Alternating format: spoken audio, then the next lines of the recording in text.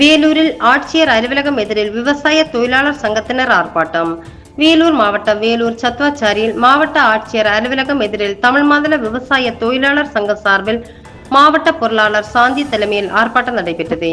இதனை முன்னாள் சட்டமன்ற உறுப்பினர் லதா துவங்கி வைத்தார்.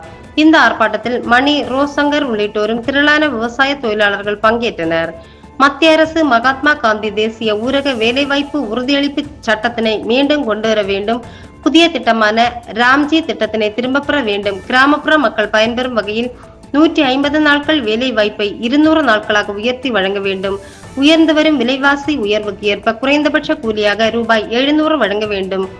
வேலைவாய்ப்பு உறுதியளிப்பு திட்டத்தை கிராம ஊராட்சி சார்பிலே செயல்படுத்த வேண்டும். பணியிடத்தில் ஏற்படும் விபத்துக்களால் பாதிக்கப்படும் தொழிலாளர்களுக்கு மருத்துவ செலவை அரசே ஏற்க வேண்டும்.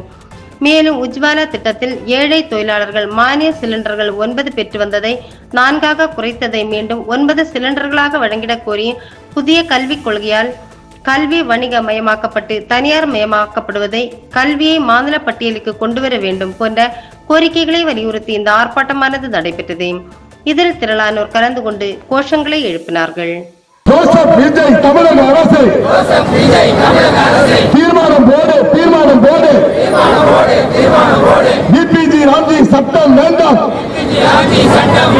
தமிழக சட்ட மன்றத்திலே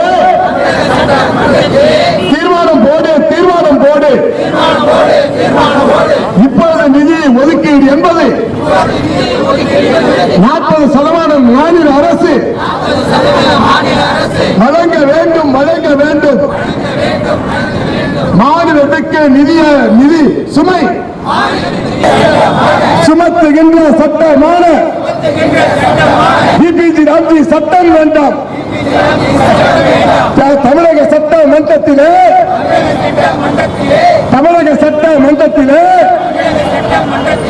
ஜோசப் விஜய் தமிழக அரசு